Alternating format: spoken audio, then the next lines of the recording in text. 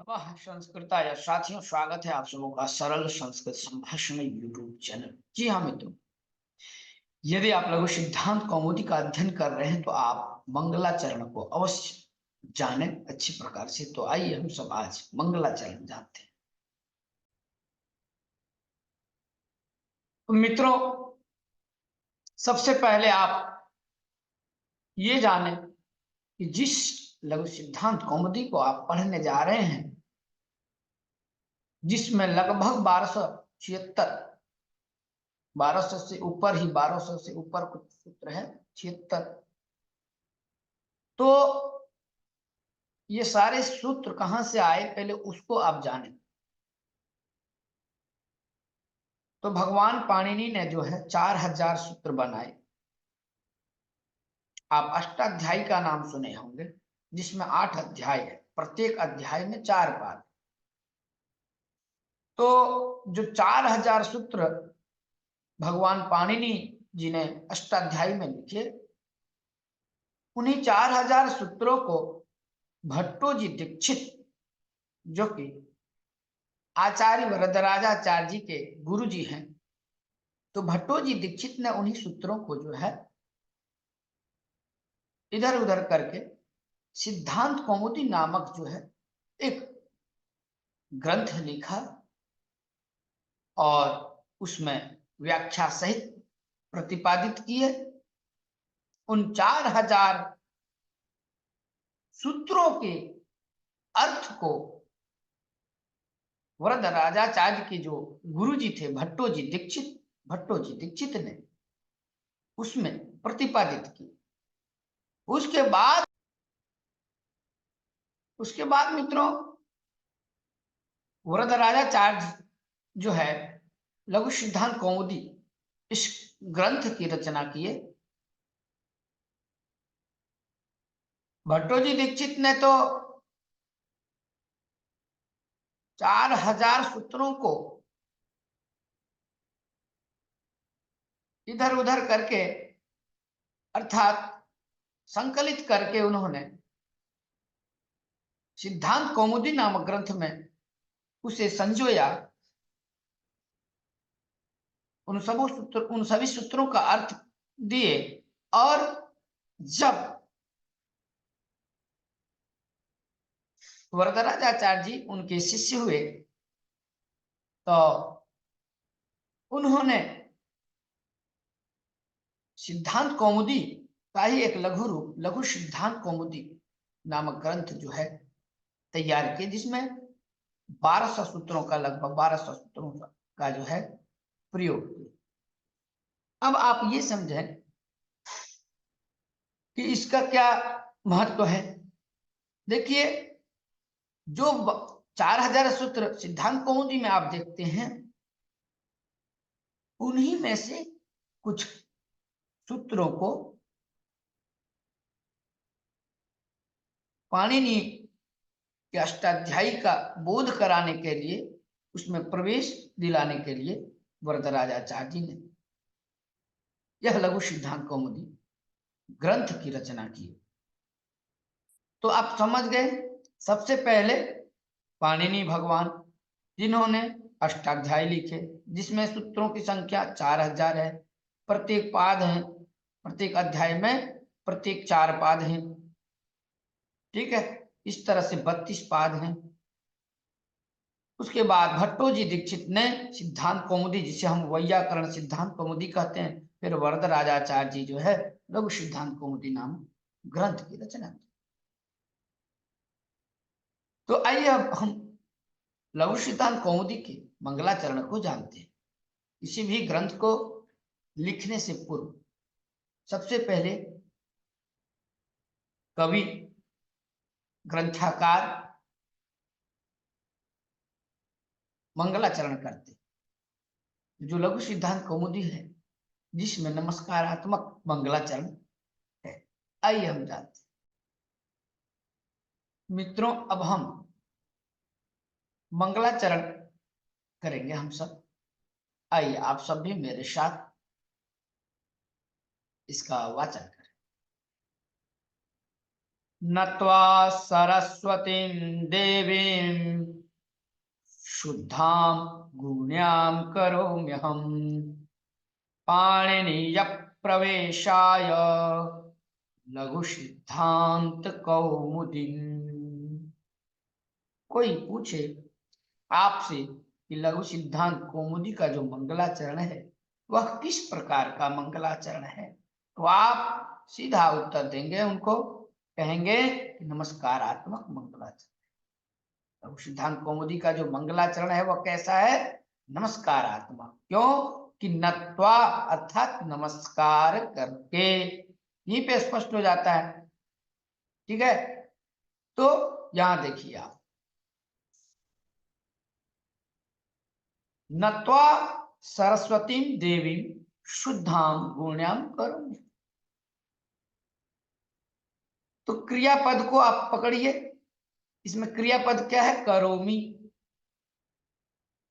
इसका कर्ता देखिए अहम, तो अहम से क्या अर्थ जाएगा, अहम अर्थात मैं मतलब वरदराजाचारी। शुद्धां गुण्यां देवीं सरस्वती।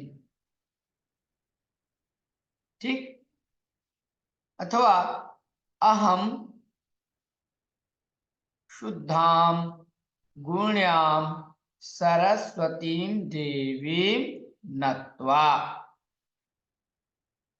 अर्थात नमस्कार करके मैं शुद्ध गुण रूपों वाली देवी सरस्वती को नमस्कार करके। इतना समझ गए आप, इतना अर्थ लीजिए। ठीक है, आगे देखिए, पाणिनीय प्रवेशाय, अर्थात पाणिनि मुनि के जो अष्टाध्यायी है उसमें प्रवेश दिलाने के लिए, उसका ज्ञान कराने के लिए लघु सिद्धांत कौमुदी की रचना करता हूं। ठीक है, समझ में आ गया। इसका अन्वय आपने देखा क्या कि अहम शुद्धां गुण्यां सरस्वती देवी नत्वा पाणिनीय प्रवेशाय लघु सिद्धांत कौमुदी करोमि। मैं वरदराज शुद्ध और उत्तम गुण वाली सरस्वती देवी को प्रणाम करके महर्षि पाणि द्वारा रचित व्याकरण शास्त्रीय ग्रंथ में अष्टाध्यायी में, ठीक है, महर्षि पाणिनि का जो ग्रंथ है वह क्या है, कौन सा, अष्टाध्यायी। कितने अध्याय है, 8 अध्याय, सूत्रों की संख्या 4000। तो अष्टाध्यायी में प्रवेश के लिए, ठीक है, लघु सिद्धांत कौमुदी है, इस ग्रंथ की रचना करता हूं। इतना समझ गए मित्रों। उसके बाद संज्ञा प्रकरण प्रारंभ होता है, अतः संज्ञा प्रकरण। मित्रों, आप सब मेरे साथ वाचन करेंगे। अ ए उण, रे ऋ ए ओं ऐ औच, ह य व रट, लट य मंग न नम, झ भै घ भ धश, ज ब ग ड दस, ख फ छ ठ थ च ड तौ, क पै स श स हल। तो साथियों, ये है 14 माहेश्वर सूत्र। कितने हैं, 14। और ये जो माहेश्वर सूत्र हैं ये भगवान शंकर के डमरू के आवाज से ही निकले। ठीक है, हम पढ़ रहे हैं लघु सिद्धांत कौमुदी। ठीक है,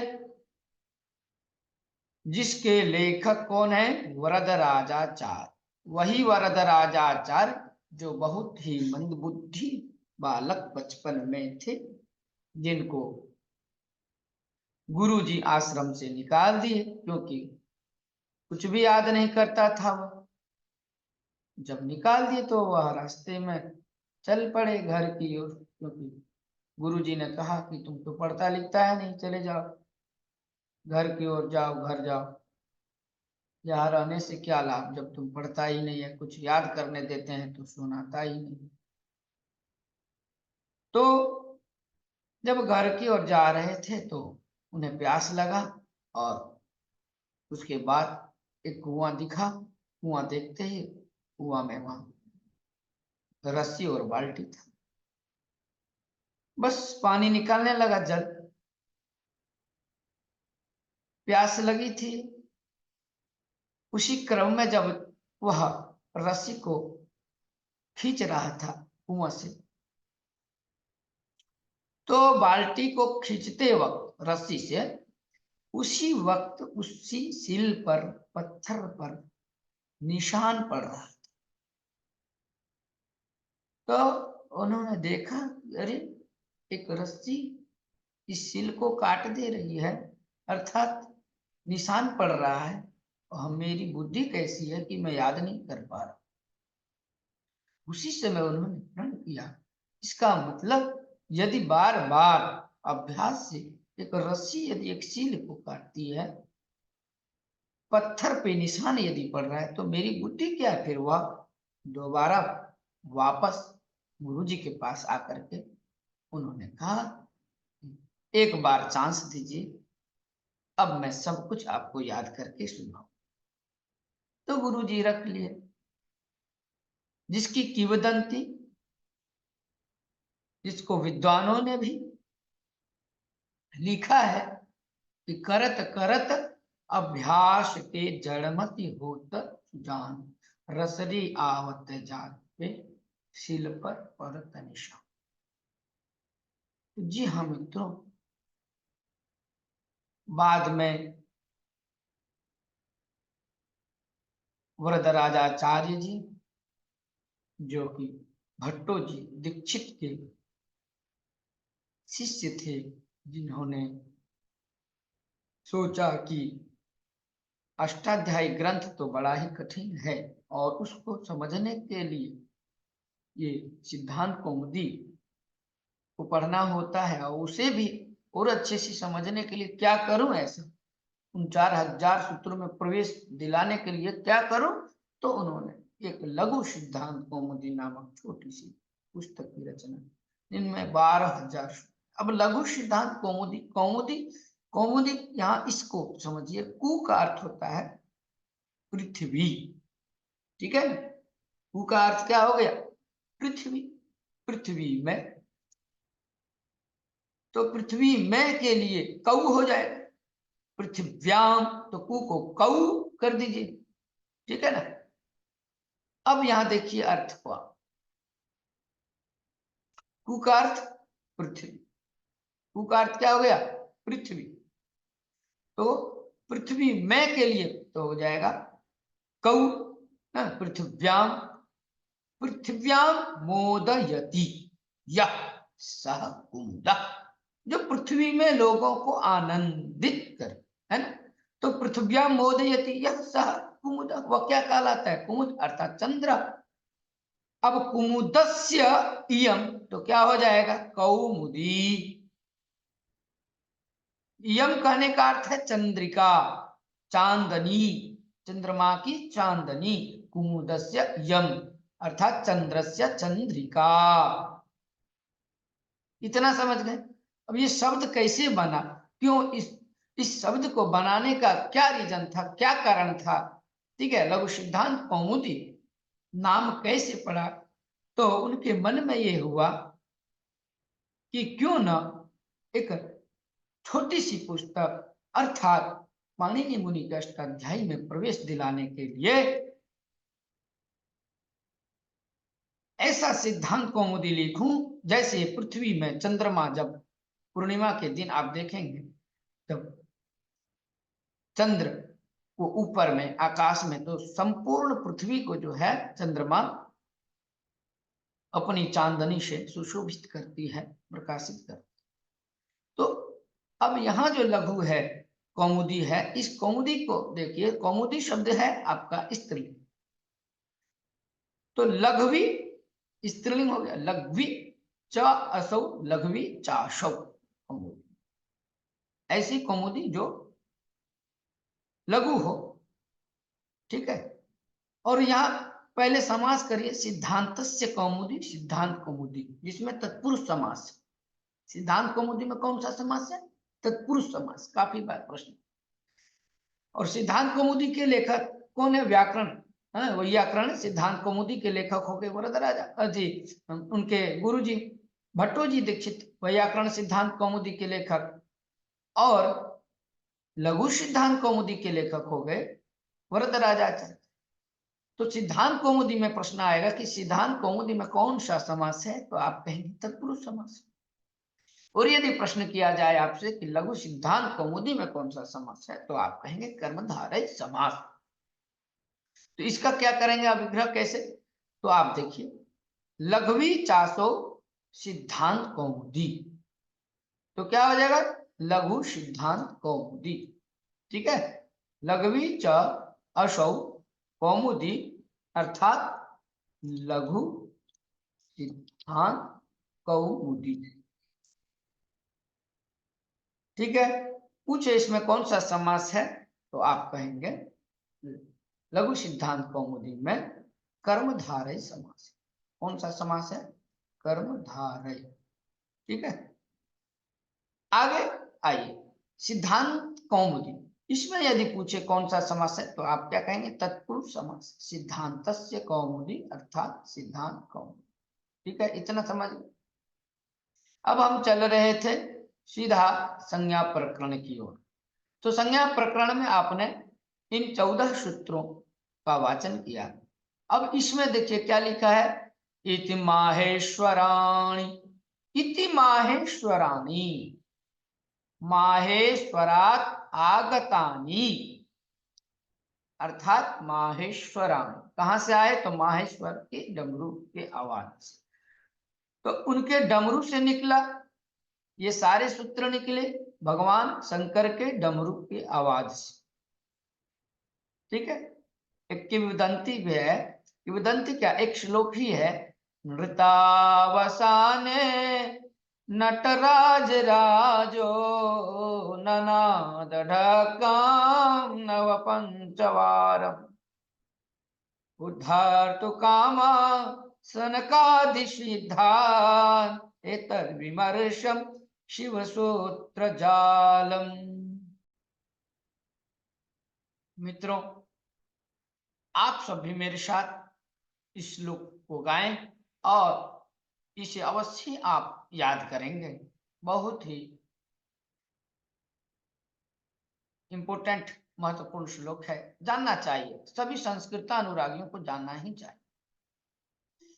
नृतावसाने नटराज राजो ननाद ढक्कम नव पंचवारम उद्धर्तु कामा सनकादिसिद्धान् एतद्विमर्शे शिवसूत्र जालम। अर्थात नृत्य तांडव की समाप्ति पर नटराज शिव ने सनकादि ऋषियों की सिद्धि और कामना की पूर्ति के लिए 9 और 5 लिखा है, नव पंचवारम, 9 और 5 अर्थात कुल 14 बार डमरू बजाए, जिससे क्या आया? आई ऊन रे रे ए ओं आई औ ह य व रट ल य म ङ न नम झ भ घ ध थस ज ब ग ढ दस ख फ छ थ थ च ट तौ क वै स श सर हल। इसलिए देखिए आगे लिखा इति माहेश्वराणि सूत्राणि, ठीक है। आगे क्या है? अण आदि संज्ञार्थानि, ये जो आप सूत्र देख रहे हैं, करें अनादि संज्ञार्थ, इसका प्रयोजन, इसका कारण देखें तो अनादि, अण क्या है? अण एक प्रत्याहार है, ठीक है। तो इस तरह से प्रत्याहारों की भी संख्या 42 है। तो अण, अक, अच, अट, इस तरह से आप धीरे धीरे प्रत्याहार बनाना सीखें। और जब आप प्रत्याहार सीख जाएंगे, फिर उन्हीं प्रत्याहारों को आप प्रयोग करेंगे संधि प्रकरण में। जैसे आप यण संधि लीजिए, अच संधि प्रकरण में सबसे पहले आप लीजिए इको यणचि। क्या सूत्र है? इको यणचि। इक क्या है? एक प्रत्याहार इक, फिर यण, ठीक है, फिर अचि, अच प्रत्याहार, तो इक यण अच। तो यहाँ क्या लिखा है? इति माहेश्वराणि सूत्राणि अण आदि संज्ञार्थानि। अनादि संज्ञा के लिए ये सारे सूत्र, अनादि प्रत्याहार बनाने के लिए ये सारे सूत्र बने। ठीक है। आगे कहे एषाम अंत्या इतः, एषाम अंत्या, इन सबों के जो अंत में जो वर्ण आप देख रहे हैं वह इच संज्ञक, उनकी इच संज्ञा होती। आप पहले इतना जाने रहे कि ये जितने सारे सूत्र आप देख रहे हैं, 14 सूत्र, ये शिव जी के डमरू से आए। इनको पहले आप रट, इन सूत्रों को याद कर लें। इस इन्हें याद करने की भी एक तरीका होनी चाहिए, एक ट्रिक होना चाहिए। तो आपको जल्द से जल्द शीघ्रता पूर्वक आपको याद होना। तो उसके लिए आप क्या करें, सबसे पहले स्वर को रखा भगवान पाणिनि ने। इन 14 सूत्रों में आप देखेंगे सबसे पहले क्या आया, शिव जी के डमरू से सबसे पहले क्या आया? स्वर आया। सबसे पहले क्या आया? स्वर। तो स्वर में अ, ई, उ, ठीक है। अंतिम वाले को आप छोड़ देंगे, अंतिम वाले वर्णों को। क्यों? क्योंकि वो इच संज्ञक है। तो स्वर, उसके बाद देखिए ऐ उ री री ए ओ ऐ औ, फिर ह य व र, यहां तक लेंगे ल। अब आप यहां से याद करें 7वें सूत्र से 6ठा सूत्र तक आप याद ऐसे कर लेंगे, ऐ उण रील रिक ए ओं ऐ औच ह य व रट लन, यहां तक याद किए। उसके बाद प्रत्येक वर्ग के 5वें वर्ण वाला आप लीजिए। जैसे क वर्ग, च वर्ग से लीजिए। जैसे च वर्ग का 5वां वर्ण य हो गया, प वर्ग का 5वां म हो गया, क वर्ग का 5वां ङ हो गया, ट वर्ग का 5वां न हो गया, और त वर्ग का 5वां न हो गया, अंत में म। तो य म ग ण नम पहले 5वें वाले को रखा। उसके बाद चौथे वाले, ध्यान दीजिए, य म ग ण न, ठीक है, य म ग ण नम। फिर क्या है? झ भई। और जब चौथा वाला हुआ उसके बाद आप आ जाइए, 2 बार रखा है चौथे वाले। जैसे झ भ, हर वर्ग का देखिए, च वर्ग का चौथा वर्ण झ हो गया, प वर्ग का चौथा वर्ण भ, झ भई। यहां देखिए घ ढ हस। अब फिर ले लीजिए तीसरा वर्ण, 2 बार हो गया आपका चौथा वर्ण। अब तीसरा लीजिए, च वर्ग का तीसरा वर्ण क्या होगा? ज, प वर्ग का तीसरा वर्ण ब, क वर्ग का ग, ट वर्ग का ड, और त वर्ग का द। तो ज ब ग ड 10, ठीक है, ज ब ग ड 10। और जब तीसरे वाले हो गए तो फिर आ जाए बचा दूसरा वाला। दूसरा वाला क्या? तो क वर्ग का दूसरा वर्ण ख, प वर्ग का दूसरा फ, च वर्ग का दूसरा छ, ट वर्ग का दूसरा ठ। तो ख फ छ ठ थ। उसके बाद आप पहला वाला ले लीजिए, च ट त। आगे देखिए क प श श स, तीनों स को एक साथ रखिए, हल। ये आपके हो गए माहेश्वर। इसके बाद हम आगे इसके विषय में विस्तृत रूप से जानेंगे। तो मित्रों, आप देखते रहें, देखना ना भूलें।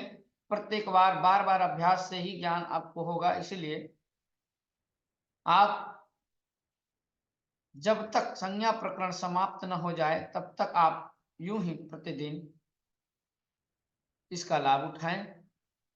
और याद करने का प्रयास करें। मित्रों, आज के लिए इतना ही। नमः संस्कृताय। जय तु संस्कृतम, जय तु भारत।